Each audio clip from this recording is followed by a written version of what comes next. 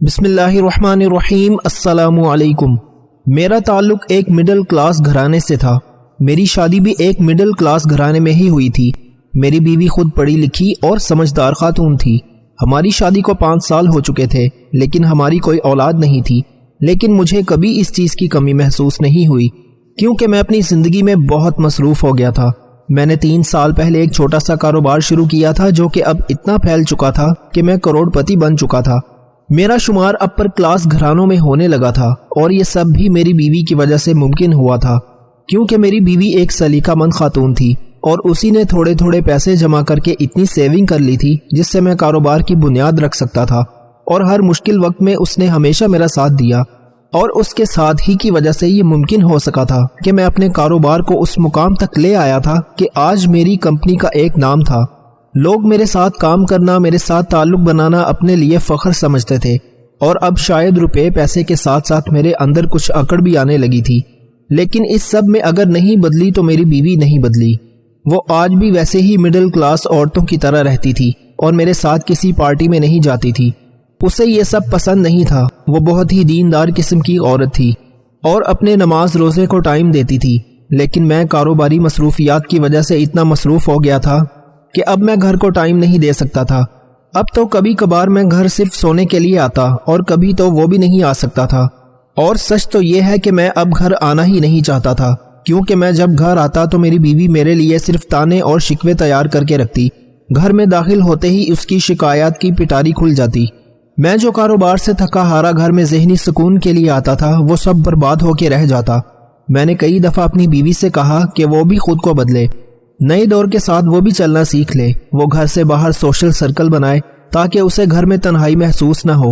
لیکن میں جب گھر آتا تو وہ مجھے گھر میں ہی ملتی، اور ہمیشہ مجھ سے شکوے کرتی رہتی۔ اس کی اس روش سے تنگ آ کر میں نے گھر آنا چھوڑ دیا۔ لیکن میں مرد تھا، اور وہ بھی جوان مرد، جس کی جیب میں پیسہ بھی تھا، تو میں نے باہر دلچسپی تلاش کرنا شروع کر دی۔ میری بہت سی لڑکیوں سے دوستی ہو گئی، اور کچھ دوستیاں تو بہت ہی گہری بھی ہو گئیں۔ میں کسی بھی گیٹ ٹوگیدر میں اپنی دوستوں کو ساتھ لے کر چلا جاتا، اور 1-2 دفعہ پہلے کہنے کے بعد میں نے اپنی بیوی کو کبھی بھی ایسی جگہ ساتھ چلنے کو نہیں کہا۔ اب تو مجھے گھر قید خانہ لگنے لگا تھا۔ یہی وجہ تھی کہ میں ہفتوں پلٹ کر گھر نہ جاتا، اور اگر میری بیوی مجھے فون کرتی تو میں مصروفیت کا بہانہ کر کے فون بند کر دیتا۔ باہر کی رنگ برنگی دنیا جو کبھی مجھے خواب لگا کرتی تھی، اب وہ میرے دسترس میں تھی، تو پھر میں پلٹ کر کیوں گھر جاتا؟ اسی پرانی بیوی کے پاس کیوں جاتا جس کے پاس میرے لیے صرف شکوے شکایات تھے؟ اور پھر میرے پاس جب ہر روز ایک نئی لڑکی ہو سکتی تھی، اور میرے پاس کہنے کو سننے کو جب ہر روز ایک نیا موضوع ہو سکتا تھا، تو میں نے پھر اپنی پرانی زندگی سے بیزار ہی ہونا تھا۔ رنگ برنگی تتلیوں جیسی لڑکیاں جب میرے آگے پیچھے پھرتی تھیں اور مجھ سے پیار کا اظہار کرتی تھیں، تو مجھے اپنی پرانی بیوی میں کیا دلچسپی ہوتی؟ اس سب کے دوران میں تو جیسے اپنی بیوی کو بھولتا جا رہا تھا۔ لیکن ایک دن جب میں اچانک گھر گیا تو میں نے دیکھا کہ میری بیوی تیار ہو کر بیٹھی ہے، اور سب سے بڑی بات یہ کہ اس دن اس نے مجھ سے شکوے شکایات بھی نہیں کیے، اور جتنا ٹائم میں رہا اچھے طریقے سے مجھ سے بات کرتی رہی۔ میں نے اس چیز کو زیادہ سیریس نہیں لیا اور واپس آ گیا۔ لیکن وقت کے ساتھ ساتھ میں نے اپنی بیوی میں تبدیلی نوٹ کرنا شروع کر دی۔ اب وہ اکثر شاپنگ کے لیے چلی جاتی، اور اگر میں گھر آتا تو وہ مجھے گھر پر نہ ملتی۔ فون کرنے پر یہ بتاتی کہ وہ باہر مصروف ہے۔ میں نے اس چیز پر غور نہیں کیا تھا، لیکن وقت کے ساتھ ساتھ جب اس کی مصروفیات بڑھنے لگیں تو مجھے عجیب لگنے لگا، اور میری وہ بیوی جو کبھی گھر سے اکیلی باہر ہی نہیں گئی تھی، وہ اب اکیلی باہر چلی جاتی، اور گاڑی تک خود ڈرائیو کر لیتی، اور ڈرائیور کو ساتھ نہ لے کر جاتی۔ مجھے کچھ معلوم نہیں ہوتا تھا کہ وہ کہاں جاتی ہے اور کیا کرتی ہے۔ میں نے گھر پر ایک ملازمہ رکھ دی، اور وہ ملازمہ میری جاسوس بھی کہہ سکتے ہیں۔ وہ مجھے پل پل کی خبر دیتی۔ مسئلہ یہ تھا کہ میں ایک اور لڑکی کے بارے میں سنجیدگی سے سوچ رہا تھا، اور اسے اپنی زندگی میں شامل کرنا چاہتا تھا کہ وہ آج کے دور کی لڑکی تھی، میرے کندھے سے کندھا ملا کر چل سکتی تھی، اور سب سے بڑی بات یہ کہ وہ ایک امیر کبیر خاندان سے تعلق رکھتی تھی۔ اگر میرا رشتہ وہاں ہو جاتا تو میرے کاروبار کو بہت زیادہ سہارا مل جاتا، لیکن اس کی ایک ہی شرط تھی کہ میں اپنی پہلی بیوی کو طلاق دے دوں۔ طلاق تو میں بغیر کسی وجہ کے بھی دے سکتا تھا، لیکن اس کی دن بدن بڑھتی مصروفیات اور میری بیوی کے بدلتے ہوئے تیور نے مجھے سب کچھ بھلا دیا، اور میں اپنی بیوی کا راز جاننے کے چکر میں لگ گیا۔ میرے گھر نہ آنے پر مجھے بار بار کال کرتی تھی۔ وہی بیوی اب تو کال نہ کرنے یا گھر نہ آنے پر ایک لفظ نہ کہتی، مجھے لگ رہا تھا کہ شاید میری بیوی بھی کسی اور کے پیار میں پڑ گئی ہے اور وہ کسی اور کے چکر میں ہے، اور اس بات پر مجھے بہت زیادہ غصہ آتا تھا۔ اس پر شک کرنے کے چکر میں یہ بھول گیا تھا کہ یہ سب میں بھی تو کرتا ہوں، اور میں تو کسی دوسری لڑکی کو اپنی زندگی میں شامل کرنے کے لیے سنجیدگی سے سوچ رہا تھا۔ تو اگر میری بیوی کچھ ایسا کر رہی ہے تو اس میں غلط ہی کیا ہے؟ ملازمہ جو میں نے اپنی بیوی پر نظر رکھنے کے لیے گھر میں رکھی تھی، اس نے مجھے بتایا کہ میری بیوی ہر روز 3 سے 4 گھنٹوں کے لیے گھر سے غائب ہو جاتی ہے، اور وہ کہاں جاتی ہے کسی کو معلوم نہیں، اور واپس آنے پر اتنی تھکی ہوئی ہوتی ہے کہ فوراً سو جاتی ہے۔ اب میں نے سوچ لیا کہ میں خود اس کا پیچھا کروں گا اور دیکھوں گا کہ وہ کہاں جاتی ہے۔ ایک دن میں نے اپنے دوست کی کار لی اور میری بیوی کے جانے کے ٹائم پر اس گاڑی میں اپنی گلی کے نکر پر کھڑا ہو گیا۔ میں نے دیکھا کہ میری بیوی نے گھر سے اپنی گاڑی نکالی اور تیزی سے مین روڈ کی طرف لے گئی۔ میں بھی مناسب فاصلہ رکھ کر اپنی گاڑی اس کے پیچھے پیچھے لے کر جانے لگا، لیکن میری حیرت کی انتہا نہ رہی جب میری بیوی نے ایک پبلک پارکنگ میں گاڑی کھڑی کی اور اس کے بعد وہ واپس وہاں سے نہ نکلی۔ بہت دیر انتظار کرنے کے بعد جب میں پارکنگ میں گیا تو میں نے دیکھا کہ گاڑی کھڑی ہے اور لاک ہے، لیکن میری بیوی کہیں بھی نہیں ہے۔ میں نے ہر جگہ دیکھ لیا لیکن مجھے میری بیوی کہیں بھی نظر نہ آئی۔ مجھے ایسا لگا جیسے زمین کھا گئی ہو یا آسمان نگل گیا ہو۔ میں نے بہت دیر انتظار کیا، مجھے وہ نظر نہ آئی اور نہ ہی کوئی گاڑی کے پاس آیا، اور میں واپس گھر آ گیا۔ ملازمہ کو فون کرنے پر معلوم ہوا کہ میری بیوی وہی مخصوص 5 گھنٹے گزار کر گھر واپس آ گئی ہے۔ اب تو مجھے اپنی بیوی پر شدید غصہ آنے لگا اور شک ہونے لگا۔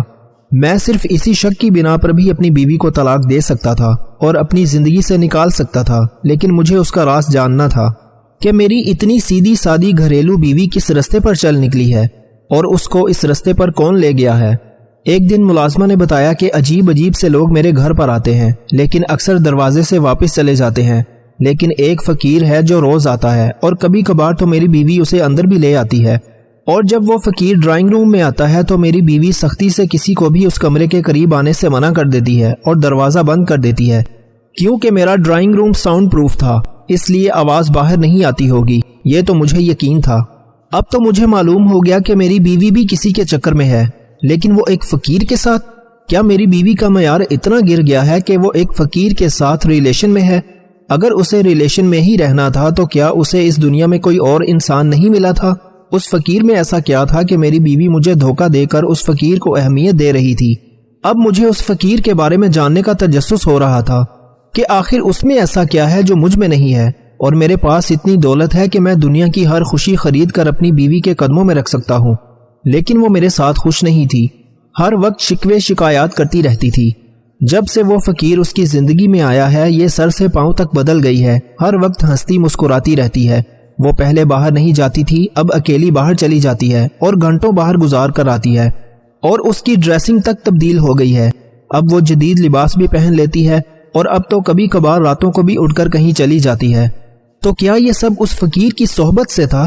ایسے بہت سے سوالات تھے جن کے جواب صرف میری بیوی کے پاس تھے، اور ایک اور چیز جو مجھے بہت زیادہ پریشان کر رہی تھی وہ یہ تھی کہ اگر بیوی کے تعلقات اس فقیر کے ساتھ تھے تو وہ دوسرے لوگ کون تھے جو میرے گھر میں آتے رہتے تھے؟ میں نے اس دن کے بعد بہت دفعہ اپنی بیوی کا پیچھا کرنے کی کوشش کی، لیکن وہ ہمیشہ ہی گاڑی کسی بھی پبلک پارکنگ میں کھڑی کرتی اور غائب ہو جاتی۔ اب یہ سوچنے پر مجبور ہو گیا کہ اگر اس کا تعلق فقیر سے ہے تو ظاہری بات ہے اسے اس فقیر سے ملنے کے لیے کسی ایسی جگہ جانا پڑے گا جہاں اس کے ہونے کا چانس ہو، لیکن پبلک پارکنگ میں مجھے وہ کبھی بھی کہیں نظر نہیں آئی۔ تھوڑی دیر کے لیے فرض کر لیا جائے کہ میری بیوی کسی دوسری گاڑی میں بیٹھ کر چلی گئی ہے، تو فقیر کے پاس گاڑی کہاں سے آئی؟ اور اس کا تعلق کسی اور سے ہے تو پھر وہ فقیر کو گھر کیوں بلاتی ہے اور اس کے ساتھ اتنا ٹائم کیوں گزارتی ہے؟ میری بیوی میرے لیے ایک راز بنتی جا رہی تھی۔ میں جب گھر جاتا وہ اگر گھر میں ہوتی تو میرے ساتھ اچھے طریقے سے پیش آتی اور کھانا پکا کر کھلاتی، بات کرتی، لیکن اکثر ہی وہ مجھے گھر پر نہیں ملا کرتی تھی، اور جب بھی کال کر کے پتہ کرتا تو کہتی کہ آپ کو کال کر کے آنا چاہیے تھا۔ مجھے یہ بات بہت زیادہ غصہ دلاتی تھی۔ ایک دفعہ دل کیا کہ اس سے خود پوچھ لوں، لیکن پھر خیال آیا کہ جو انسان اتنا زیادہ بدل سکتا ہے اس کے لیے جھوٹ بولنا کون سا غلط ہے۔ میں اسے رنگے ہاتھوں پکڑنا چاہتا تھا، اس لیے میں نے ملازمہ سے کہہ دیا تھا کہ جیسے ہی وہ فقیر آئے وہ مجھے ضرور بتائے۔ پھر ایک دن میں آفس میں بیٹھا کام کر رہا تھا کہ ملازمہ کا فون آیا کہ ابھی وہ فقیر آیا ہے اور میری بیوی اسے لے کر ڈرائنگ روم میں گئی ہے۔ میں نے فوراً سارے کام چھوڑے اور گاڑی لے کر گھر کی طرف نکل پڑا۔ میں نے سوچ لیا تھا کہ آج تو اسے رنگے ہاتھوں پکڑ لوں گا اور اس کو اسی وقت طلاق دے کر اس فقیر کے ساتھ ہی رخصت کر دوں گا۔ جب اس کے ساتھ کھڑی رہے گی، سڑکوں پر خاک چھانے گی، تو اسے میری قدر یاد آئے گی۔ میں نے جانے کیا کیا سوچتا ہوا گھر پہنچا اور جاتے ہی سیدھا ڈرائنگ روم کا دروازہ بجایا۔ میری بیوی نے تھوڑی دیر بعد دروازہ کھولا اور میں اسے آگے سے ہٹاتا ہوا سیدھا ڈرائنگ روم میں داخل ہو گیا۔ مجھے لگا کہ وہ فقیر سامنے ہی ہوگا اور میں ثبوت کے ساتھ اپنی بیوی پر الزام لگا سکوں گا، لیکن وہ فقیر مجھے کہیں بھی نظر نہ آیا۔ میں نے پورا ڈرائنگ روم چھان مارا، لیکن وہ فقیر نہ ملنا تھا نہ ملا۔ میری بیوی بار بار پوچھتی آپ کیا ڈھونڈ رہے ہیں، لیکن میں نے اسے کوئی جواب نہ دیا۔ جب سارا ڈرائنگ روم اچھے طریقے سے دیکھ لیا تو پھر میں نے اس سے پوچھا کہ کہاں ہے وہ فقیر جسے لے کر ڈرائنگ روم میں آئی تھی، تو کہنے لگی کہ کون سا فقیر؟ اگر یہاں کوئی فقیر ہوتا تو آپ کو نظر نہ آتا؟ آپ دیکھ لیں، اگر آپ کو کوئی نظر آ رہا ہے تو بے شک ابھی کے ابھی میری گردن اتار دیجیے گا۔ اب میرے پاس کوئی ثبوت تو تھا نہیں کہ میں اسے کہتا کہ تم اس کو اندر لے کر آئی تھی، کیونکہ ملازمہ کے بارے میں اسے بتا نہیں سکتا تھا اور فقیر میرے سامنے تھا نہیں۔ اور اگر تھوڑی دیر کے لیے یہ فرض کر لیا جاتا کہ میری بیوی نے اسے بھگا دیا ہے تو دروازہ تو اندر سے بند تھا اور میری بیوی اندر ہی تھی، تو فقیر کہاں سے بھاگا؟ کیونکہ دوسرے دروازے سے تو میں آیا تھا۔ مجھے سمجھ نہیں آ رہی تھی کہ وہ فقیر کدھر گیا ہے، اسے آسمان کھا گیا یا زمین نگل گئی۔ مجھے یاد آیا کہ جب میں نے اپنی بیوی کا پیچھا کیا تھا تو وہ بھی ایسے ہی غائب ہو گئی تھی، اور ایک دفعہ نہیں 3 دفعہ میں نے اس کا پیچھا کیا اور ہمیشہ وہ بھی غائب ہو جاتی۔ میں نے سوچا کہ لگے ہاتھوں اس سے یہ بھی پوچھ لینا چاہیے۔ میرے پوچھنے پر پہلے تو وہ ناراض ہوئی کہ آپ نے میرا پیچھا کیا ہی کیوں، لیکن پھر اس نے مجھے بتایا کہ وہ تو فلاں دن اس دن پارکنگ میں گاڑی کھڑی کر کے دوسری سائڈ پر اسے پلازا میں گئی تھی یا فلاں شاپنگ مال میں گئی تھی، اور جب میں نے لوکیشن چیک کی تو اس پارکنگ کے قریب وہ جگہ موجود تھی جس کے بارے میں میری بیوی نے بتایا تھا۔ اب مجھے اپنے شک پر ندامت ہو رہی تھی۔ میں نے بیوی کو تو کچھ نہیں کہا، لیکن باہر جا کر ملازمہ کو اسی وقت فارغ کر دیا کہ وہ مجھے غلط گائیڈ کر رہی تھی۔ میں نے بیوی سے معافی مانگی اور مطمئن ہو کر واپس اپنے آفس چلا گیا، لیکن شام کو جب میں واپس آیا تو میری بیوی گھر پر نہیں تھی۔ مجھے خیال آیا کہ مجھے سوسائٹی کے چوکیدار سے پوچھنا چاہیے۔ میں نے اس سے باتوں میں پوچھا تو اس نے بتایا کہ میری بیوی تو دن میں 2-3 دفعہ لازمی باہر جاتی ہے اور کبھی کبھار تو رات کو بھی چلی جاتی ہے۔ میں نے اس سے اس فقیر کا حلیہ بتا کر پوچھا کہ کیا ایسا کوئی آدمی کبھی یہاں آیا ہے، تو جو کچھ چوکیدار نے بتایا وہ میرے اوسان خطا کرنے کے لیے کافی تھا۔ میں نے اپنی بیوی کو اسی وقت فون کیا اور اسے کہا کہ وہ جہاں بھی ہے مجھے اپنی لوکیشن بھیجے، میں وہاں آنا چاہتا ہوں۔ اس نے مجھے اپنے فون سے لائیو لوکیشن بھیج دی۔ جب میں وہاں گیا تو وہ شاپنگ مال تھا۔ میری بیوی فوڈ کورٹ میں میرا انتظار کر رہی تھی۔ میں نے دیکھا کہ اس نے کوئی شاپنگ نہیں کی تھی۔ میں نے جب اس سے پوچھا کہ اگر وہ شاپنگ مال میں آئی ہے تو اس نے کوئی شاپنگ کیوں نہیں کی، تو اس نے کہا کہ وہ تو میرا انتظار کر رہی تھی کیونکہ میں نے اسے کہا تھا کہ میں آنے والا ہوں، میرے ساتھ شاپنگ کرنا چاہتی ہے۔ اگر یہ سب وہ مجھے چوکیدار سے بات کرنے سے پہلے کہتی تو شاید میں اس بات پر بہت خوش ہوتا کہ میری بیوی کو میری کتنی پرواہ ہے، لیکن اب مجھے معلوم تھا کہ میں جو بھی سوال کروں گا اس کا جواب میری بیوی کے پاس ہوگا، لیکن اب مجھے اس کی کسی بات پر یقین نہیں رہا تھا۔ مجھے پتا چل گیا تھا کہ وہ اپنی باتوں سے خود کو ہمیشہ بچا لیتی ہے اور میں کوئی ثبوت نہ ہونے کی وجہ سے اسے کچھ بھی نہیں کہہ سکتا تھا۔ اس وقت میں تو اسے لے کر واپس آ گیا، لیکن اب میری جاسوسی کا کردار وہ چوکیدار کر رہا تھا۔ میں نے اپنے وکیل سے کہہ کر طلاق کے کاغذات تیار کروا لیے اور اپنی گرل فرینڈ کو بھی بتا دیا کہ میں بہت جلد اپنی بیوی کو طلاق دینے والا ہوں اور وہ شادی کی تیاریاں شروع کر سکتی ہے۔ ایک دن میں اچانک سے گھر آیا تو دیکھا کہ میری بیوی کہیں جانے کے لیے تیار ہے، اور اس کا حلیہ دیکھ کر مجھے حیرت ہونے لگی کیونکہ اس نے ڈریس پینٹ اور شرٹ پہنی تھی، اوپر جیکٹ پہن رکھی تھی۔ یہ میری وہی بیوی تھی جسے اگر میں شارٹ شرٹ پہننے کو کہہ دیتا تو بھی وہ غصہ ہو جاتی تھی۔ جب میں نے اس سے پوچھا کہ وہ کہاں جا رہی ہے اور اس نے یہ کیا حلیہ بنایا ہوا ہے تو اس سے کوئی جواب نہ بن پڑا اور وہ بات ادھر ادھر کرنے لگی۔ اصل میں آج میں نے دروازہ نہیں بجایا تھا بلکہ چابی سے دروازہ کھول کر خود ہی اندر آ گیا تھا، اور اس طرح وہ شاید رنگے ہاتھوں پکڑی گئی۔ میں نے اس سے کہا کہ میں آج فارغ ہوں، اس لیے وہ جہاں بھی جا رہی ہے میں اس کے ساتھ جاؤں گا، بلکہ دونوں ساتھ چلتے ہیں اور انجوائے کرتے ہیں۔ لیکن یہ بات سن کر اس کے چہرے کا رنگ اڑ گیا اور وہ کہنے لگی کہ چھوڑیں، اگر آپ فارغ ہیں تو ہم گھر میں ہی رہ لیتے ہیں۔ میں نے اس سے کہا کہ نہیں، اگر وہ باہر جانے کے لیے تیار ہے تو باہر ہی چلتے ہیں، لیکن اس کے انداز سے لگ رہا تھا کہ وہ میری یہ بات سن کر پریشان ہو گئی ہے۔ یہ تو مجھے معلوم تھا کہ وہ کبھی بھی مجھے اپنے ساتھ باہر نہیں لے کر جائے گی، لیکن اس کا سچ سامنے لانے کے لیے میں نے یہ بات کہی تھی۔ وہ میری بات سن کر بہت زیادہ پریشان ہو گئی تھی۔ اور ان سے بات بدلنے کی کوشش کرنے لگی، لیکن اس دوران میں نے دیکھا کہ بار بار اس کا فون بج رہا تھا اور اس پر میسج آ رہے تھے۔ ہر میسج پر اس کے چہرے کا رنگ بدل جاتا اور وہ پریشانی سے کبھی مجھے اور کبھی فون کو دیکھتی۔ میں نے یہ دیکھ کر اس کے ہاتھ سے فون لے لیا کہ میں دیکھوں کس کے میسج آ رہے ہیں، لیکن اس نے فوراً میرے ہاتھ سے فون دوبارہ لینے کی کوشش کی اور اسی وقت فون رنگ ہونا شروع ہو گیا۔ فون پر کچھ عجیب سا نام لکھا ہوا آ رہا تھا۔ میں نے فوراً سے کال اٹینڈ کر کے کان کے ساتھ فون لگایا تو آگے سے ایک لڑکا بول رہا تھا، کہاں ہو یار، کب سے انتظار کر رہا ہوں، تم تو ہمیشہ ٹائم پر آ جاتی ہو، آج کیا ہوا ہے؟